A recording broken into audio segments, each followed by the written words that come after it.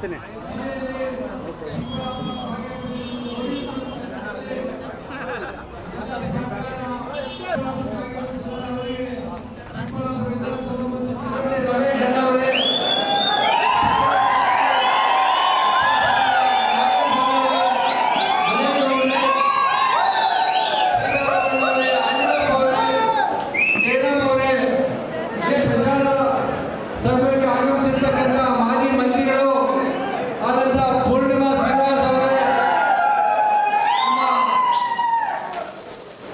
ಶಿಕ್ಷಕರ ಕ್ಷೇತ್ರದ ಅಭ್ಯರ್ಥಿಯಾಗಿರತಕ್ಕಂಥ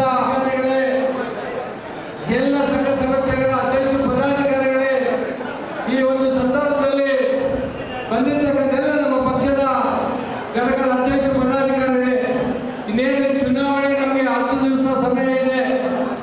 ಈಗಾಗಲೇ ನಾವು ಚುನಾವಣೆಯನ್ನ ನಾಮಪತ್ರವನ್ನು ಅದ್ದೂರಿಯಾಗಿ ಸಾವಿರಾರು ಜನರ ಜೊತೆಯಲ್ಲಿ ಹೋಗಿ ನಾಮಪತ್ರವನ್ನು ಸಲ್ಲಿಸಿದ್ದೀವಿ.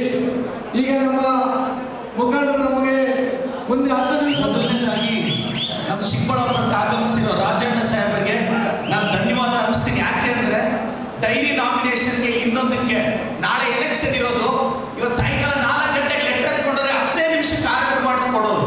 ನಾನು ತುಂಬಾ ತೊಂದರೆ ಕೊಟ್ಟಿದ್ದೀನಿ. ಆದ್ರೂ ನನ್ನ ಏನೇ ಕೆಲಸ ಅಂದ್ರು ಒಂದು ಹಿರಿಯ ಸ್ಥಾನದಲ್ಲಿ ನಿಂತ್ಕೊಂಡು ಪ್ರತಿಯೊಂದು ಕೆಲಸನೂ ಸಹಕಾರಿ ಕ್ಷೇತ್ರದಲ್ಲಿ ಇವತ್ತೊಂದು ಕ್ರಾಂತಿಕಾರಕ ಹೆಜ್ಜೆಗಳನ್ನ ನಮ್ಮ ರಾಜಣ್ಣ ಸಾಹೇಬರ ನೇತೃತ್ವದಲ್ಲಿ ನಡೀತಿದೆ. ಅವರು ಚಪ್ಪಾಳೆ ಮುಖಾಂತರ ಅಭಿನಂದನೆ ಸಲ್ಲಿಸ್ತಾರೆ. ಈ ದೇಶದಲ್ಲಿ ಸಾಮಾಜಿಕ ನ್ಯಾಯಕ್ಕೆ ಇನ್ನೊಂದು ಹೆಸರೇ ಕಾಂಗ್ರೆಸ್. ಸಾಮಾಜಿಕ ನ್ಯಾಯ ಕೊಟ್ಟಿದ್ದು ಕಾಂಗ್ರೆಸ್. ಎಕ್ಸಾಂಪಲ್, ಅಪ್ಪ ಅಮ್ಮ ಎಲ್ಲರೂ ಕೋಚಿಂಗ್ ಸೆಂಟರ್ ಮಾಸ್ಟರ್ನ 25 ತಂದು ನಿಲ್ಲಿಸಿ MLA ಮಾಡಿದ್ದಿದೆ ಕಾಂಗ್ರೆಸ್ ಪಾರ್ಟಿ. ಇದು ಕಾಂಗ್ರೆಸ್ ಪಕ್ಷದ ತಾಕತ್ತು. ಹಣ ಈ ದೇಶದಲ್ಲಿ ಡ್ಯಾಮ್ಗಳು, IIT, ಏಮ್ಸ್ಗಳು, ನಿಮ್ಮೂರಲ್ಲಿ ರಸ್ತೆ, ಸ್ಕೂಲು, ಗ್ರಾಮ ಪಂಚಾಯತಿ ಕಟ್ಟಡ ಎಲ್ಲ ಕೊಟ್ಟಿದ್ದು ಕಾಂಗ್ರೆಸ್ ಪಾರ್ಟಿನೇ. ಈ ಬಿಜೆಪಿ ಅವರು ಲಾಸ್ಟ್ ಅಲ್ಲಿ ಒಂದು ಸ್ವಲ್ಪ ಫಾಲ್ಸ್ ಸೀಲಿಂಗ್ ಮಾಡಿ ಬಿಲ್ಡಪ್ ಕೊಟ್ರೆ ಹಣ ನಾವು ಪಾಯ ಹಾಕಿದ್ದು, ನಾವು ಬಿಲ್ಡಿಂಗ್ ಕಟ್ಟಿದ್ದು, ನಾವು ಪೇಂಟ್ ಹಾಕಿದ್ದು, ನಾವು ಸ್ವಲ್ಪ ಫಾಲ್ಸ್ ಸೀಲಿಂಗ್ ಲೇಯರ್ ಎಳೆದ್ಬಿಟ್ಟು ಬಿಜೆಪಿ ಅವರು ಬಿಲ್ಡಪ್ ಕೊಟ್ಬಿಟ್ರೆ ಒಪ್ಕೊಂತೀವ ನಾವು? ಹೋಗ್ಲಿ, ನಾವು ಗ್ಯಾರಂಟಿ ಕೊಡ್ತೀವಿ ಅಂತ ಹೇಳಿದ್ವಿ. 2,000 ಕೊಡ್ತಿದೀವಿ, ಅಕ್ಕಿ ಕೊಡ್ತಿದೀವಿ, ಬಸ್ಸಲ್ಲಿ ಫ್ರೀ ಪ್ರಯಾಣ ಕೊಡ್ತಿದೀವಿ. ಅಕ್ಕ, ಹೆಣ್ಮಕ್ಳಿಗೆ ಹೇಳ್ತಾ ಇದ್ದೀನಿ, ಮೊದಲು ಕೊಡೋದು ತಿಡ್ದೆ, ಕೋಪು ಶಾಸ್ಕೊಂಡು ಕೂತ್ರಿಟ್ಟು ಪದ ಮೊಂಟೆ ಕಾಸು ಉಂಟಾಡ್ಲೆ ಇವ್ರು మేము ಫ್ರೀ ಕೊಡೋದು ತಿಡ್ದೆ, ಕೂತ್ರಿಟ್ಟಿಪ್ಪೋ ಕೂತ್ರಿಟ್ಟಿದ್ದೆ ಕೊಡಕಿಟ್ಟಿಪ್ಪೋ వాళ్ళిద్దరూ చూసుకోకుంటే నేను నీ కొడుకే రా, నేను చూసుకుంటాను. ನೀವು ಈಗ ನಮ್ಮ ಕಾಂಗ್ರೆಸ್ ಪಕ್ಷಕ್ಕೆ ನೀವು ಮತ ಹಾಕ್ತಿರ, ಕೇಂದ್ರದಲ್ಲಿ ಬರುತ್ತೆ 1 ಲಕ್ಷ ಒಂದು ಕುಟುಂಬದ ಗೃಹಿಣಿಗೆ ವರ್ಷಕ್ಕೆ ನಾವು ಕೊಡ್ತೀವಿ. ಇದು ಊರಲ್ಲಿ ನೀವೆಲ್ಲ ಹೇಳಬೇಕು. SC, ST, OBC ರಿಸರ್ವೇಶನ್ ನಾವು 50%ಗೆ ಏರಿಸ್ತೀವಿ. ಇದು ನಮ್ಮ ಕಾಂಗ್ರೆಸ್ ಪಕ್ಷದ ಭರವಸೆ. ಇವತ್ತು ನಾನು ಎಲ್ಲರಿಗೂ ರಿಕ್ವೆಸ್ಟ್ ಮಾಡೋದಿಷ್ಟೇ, ಕಾಂಗ್ರೆಸ್ ಪಕ್ಷ ಬಂದ್ರೆ ಸಾಮಾಜಿಕ ನ್ಯಾಯ, ಬಡವರ ಹೊಟ್ಟೆ ತುಂಬಿಸ್ತೀವಿ, ಬಡವರು ಕಣ್ಣೀರು ಒರೆಸ್ತೀವಿ. ಈ ಬಿಜೆಪಿಯವರು 2-2.5 ಲಕ್ಷ ಕೋಟಿ ಅದಾನಿ ಅಂಬಾನಿಗೆ ಟ್ಯಾಕ್ಸ್ ಬಿಟ್ರೆ ಆರ್ಥಿಕತೆಗೆ ಏನೂ ಆಗಲ್ವಂತೆ. ನಾವು ಮನೆ ಇಲ್ಲದೆ ಇರೋರಿಗೆ, ಅಕ್ಕಿ ಇಲ್ಲದೆ ಇರೋರಿಗೆ, ಜೀವನಕ್ಕೆ ನಡೆಯೋರಿಗೆ, ಕಷ್ಟ ಆಗೋರಿಗೆ 2,000 ಅಕ್ಕಿ ಕೊಟ್ರೆ ಆರ್ಥಿಕತೆ ದಿವಾಳಿ ಆಗುತ್ತೆ. ತಕ ನಿನ್ನೆ ಸ್ಟೇಟ್ PUC ರಿಸಲ್ಟ್ ಅಲ್ಲಿ ಒಬ್ಬ ಆರ್ಟ್ಸ್ ಹುಡುಗ ಸ್ಟೇಟ್ ಫಸ್ಟ್ ಬಂದ. ಆ ಹುಡುಗ ಹೇಳ್ದ, ಇವತ್ತು ಗೃಹಲಕ್ಷ್ಮಿ ಬಂದಿರೋ ದುಡ್ಡಲ್ಲಿ ನಮ್ಮಮ್ಮ ಫೀಸ್ ಕಟ್ಟಿ ನಾನು ಓದಿಸಿದ್ದು ಅಂತ. ಇದಕ್ಕಿಂತ ನಿದರ್ಶನ ಬಿಜೆಪಿ ಅವರಿಗೆ ಬೇಕಾ? ಇವತ್ತು 1,800 ಕೋಟಿ ಖರ್ಚು ಮಾಡಿ ಅಂಬಾನಿ ಮಗನ ಎಂಗೇಜ್ಮೆಂಟ್ ಮಾಡಿದ್ರೆ ಏನ್ ದಿವಾಳಿ ಆಗಲ್ಲ ದೇಶ. ನಾವ್ 2,000 ಅವ್ರು ಯಾರೋ ಬಿಜೆಪಿ ಮುಟ್ಟಾಡ್ರು ಹೇಳ್ತಾರೆ, ಅಕ್ಕಿ ಕೊಟ್ರೆ ಸೋಮಾರಿಗಳಾಗ್ತಾರೆ ಅಂತ. ರೀ ಅಯೋಗ್ಯರ, ಬಂದ್ ಹಳ್ಳಿಯಲ್ಲಿ ನೋಡ್ರು, ಇಷ್ಟು ಅಕ್ಕಿ ಕೊಟ್ರೆ ಅನ್ನ ಮಾಡ್ಕೊಂಡು ಕೊಚ್ಚಿಸ್ಕೊಂಡು ತಿಂದು ಜೀವನ ಮಾಡ್ತಿರೋ 1000 ಇವತ್ತು ಅನ್ನ ಭಾಗ್ಯ ಸ್ಟಾರ್ಟ್ ಮಾಡಿದ್ದು ನಮ್ಮ ಸಿದ್ದರಾಮಯ್ಯ ಸಾಹೇಬರು. ಸಿದ್ದರಾಮಯ್ಯ ಸಾಹೇಬರು ಇವತ್ತು ಒಂದ್ ನೆನಪಿರ್ಲಿ, ಜಗತ್ತಿನ ಅತಿ ದೊಡ್ಡ ಉದ್ಯೋಗ ಖಾತ್ರಿ ನರೇಗಾ ತಂದಿದ್ದು Congress party. Food security act ಇಂದ ಅಕ್ಕಿ ಕೊಟ್ಟಿದ್ದು ನಮ್ಮ ಕಾಂಗ್ರೆಸ್ ಪಾರ್ಟಿ. ಅಕ್ಕ, ನಾವು 10 kg ಕೊಡ್ಬೇಕು ಅಂತ 5 kg ಕೊಟ್ಟು ಇನ್ನೊಂದು kg 36 ರೂಪಾಯಿ ಕೊಡ್ತೀವಿ ಅಂತ ಕೊಡಿ ಕೇಂದ್ರ ಸರ್ಕಾರಕ್ಕೆ ಪತ್ರ ಬರೆದ್ರೆ, ಜೂನ್ 9ಕ್ಕೆ ನಮ್ಮ ಸಿದ್ದರಾಮಯ್ಯ ಸಾಹೇಬರು ಪತ್ರ ಬರೆದ್ರೆ 12ನೇ ತಾರೀಕು ಕೊಡ್ತೀವಿ ಅಂತ ಹೇಳ್ತಾರೆ. ಅಷ್ಟೊತ್ತಿಗೆ ಬಿಜೆಪಿ ಅವರು ಹೊಟ್ಟೆವರಿ ಆಗುತ್ತೆ. ಹಿಂಗ ಆಗ್ಬಿಟ್ರೆ ಲೋಕಸಭೆಯಲ್ಲಿ ಒಂದು ಸ್ಥಾನನೂ ಬರಲ್ಲ ಅಂದ್ಬಿಟ್ಟು 12ನೇ ತಾರೀಕು ಸಾಯಂಕಾಲ ಓಡೋಗಿ ಮಿನಿಸ್ಟ್ರಿ ಆಫ್ ಕನ್ಸ್ಯೂಮರ್ ಅಫೇರ್ಸ್ ಅಂತ ಹೇಳ್ತಾರೆ, ಸರ್ ಅಕ್ಕಿ ಕೊಡಬೇಡಿ ಅಂತ. 13ನೇ ತಾರೀಕು ಮಾಡಿರೋ ಆರ್ಡರ್ ಕ್ಯಾನ್ಸಲ್ ಮಾಡಿಬಿಟ್ಟು ಅಕ್ಕಿ ಕೊಡಬೇಡಿ ಅಂತಾರೆ. ಅದಕ್ಕೆ ನಾವು ಇವತ್ತು 5 kg ದುಡ್ಡು ಕೊಡ್ತಿದೀವಿ. ಆದ್ರೆ ಅಕ್ಕಿ ಎಲ್ಲ ನಾವೇನು ಬಿಜೆಪಿ ಅವ್ರು ಕೇಳ್ತಾರೆ, ನಮ್ಮನ್ನ ಕೇಳಿ ಕೊಟ್ರ ಅಂತ. ನಿಮ್ಮ ಅಪ್ಪನ ಮನೆ ಆಸ್ತಿನ ಗೌರ್ಮೆಂಟ್ ನಿಮ್ಮನ್ನ ಕೇಳೋಕ್ಕೆ ಬಿಜೆಪಿ ಅವರೇ ನಿಮ್ಮ ಅಪ್ಪನ ಮನೆ ಆಸ್ತಿನ ಸರ್ಕಾರ. ಜನ ಟ್ಯಾಕ್ಸ್ ಕಟ್ತಿದ್ದಾರೆ ಸರ್. ಬಡವರು ದುಡ್ಡು ಬಡವರು ಕೊಟ್ರೆ ತಪ್ಪ?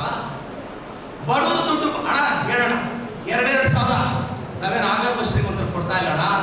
2,000 ಎಷ್ಟು ಜನಕ್ಕೆ ಅನುಕೂಲ ಆಗ್ತಿದೆ? ಕರೆಂಟ್ ಬಿಲ್ ಫ್ರೀ ಮಾಡ್ತಿದೀವಿ, ಎಷ್ಟು ಜನಕ್ಕೆ ಅನುಕೂಲ ಆಗ್ತಿದೆ? ಎಷ್ಟು ಹಳ್ಳಿಗಳಲ್ಲಿ ಇವತ್ತು ಅಕ್ಕಿ ಕೊಡೋದ್ರಿಂದ ಬಸ್ಸಲ್ಲಿ ಫ್ರೀ ಮಾಡಿದೀವಿ, ಹೆಣ್ಮಕ್ಳ ಅನುಕೂಲ. ಈ ಬಿಜೆಪಿ ಅವರು ನನ್ಗೆ ಅರ್ಥನೇ ಆಗ್ತಿಲ್ಲ, ಹೆಂಗ್ ಅಷ್ಟು ಸ್ಥಾನ ಗೆಲ್ತಾರೋ.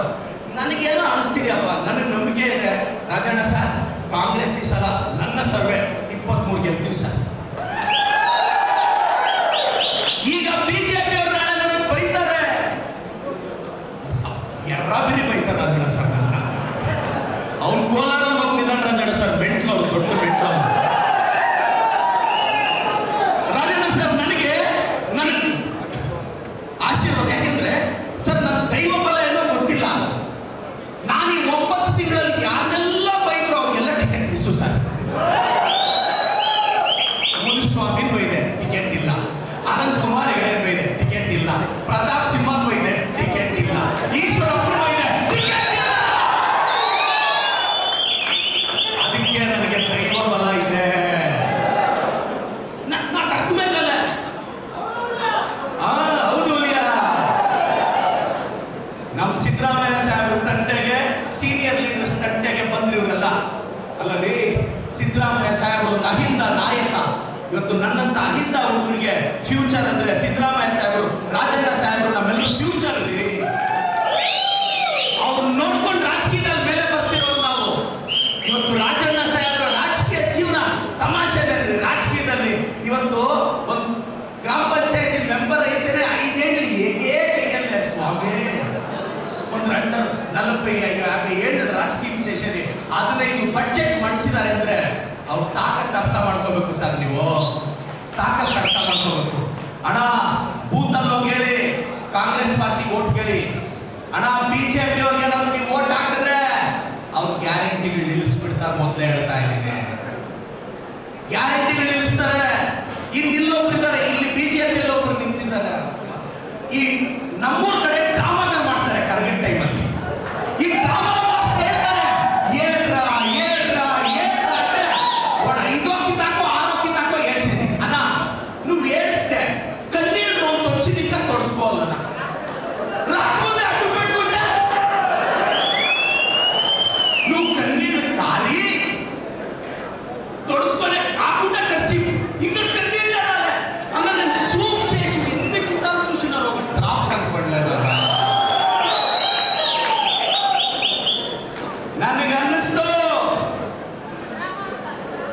ನನಗೆ ಇವಾಗ ಕೂಡ ಅನ್ಕೊಂಡೆ ನಾನು ಸುಧಾಕರ್ ಅವ್ರ ಬಗ್ಗೆ ಮಾತಾಡಬಾರ್ದು.